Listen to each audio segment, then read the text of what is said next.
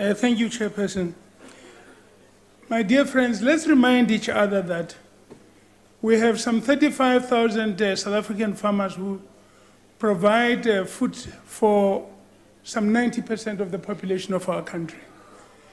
As we reduce the numbers of those, for any number of reasons, the food becomes expensive for all of us in this country. And the poor people in particular suffer more than those of us who are sitting in this house. I do feel some anger as well at the rate at which our farmers in South Africa are being killed and the brutal manner in which they are killed. Yesterday, a farm manager in the town of Ladybrand was killed and his wife was raped as well. I'm standing here, folks. I'm standing here and I'm asking myself, where's the outrage? Where's the outrage from the South African government? Where's the outrage from the South African media?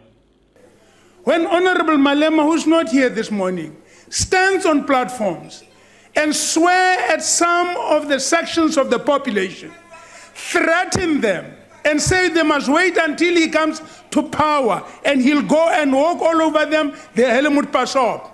We can't keep quiet.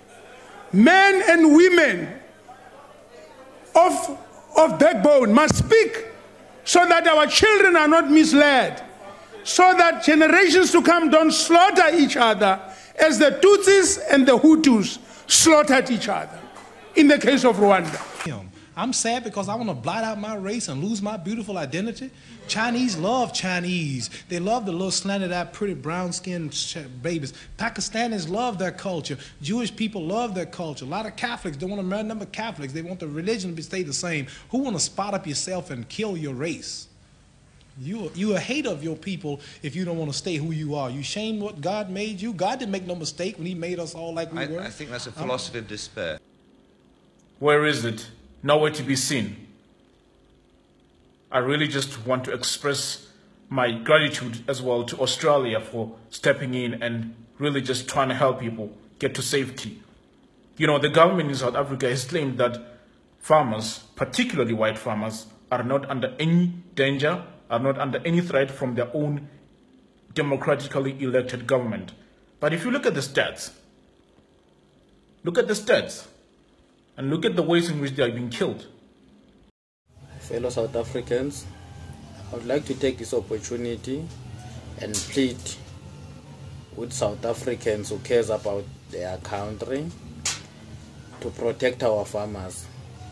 They are being brutally killed each and every day, and we don't hear much about it in media as much as we hear about xenophobia and other crimes.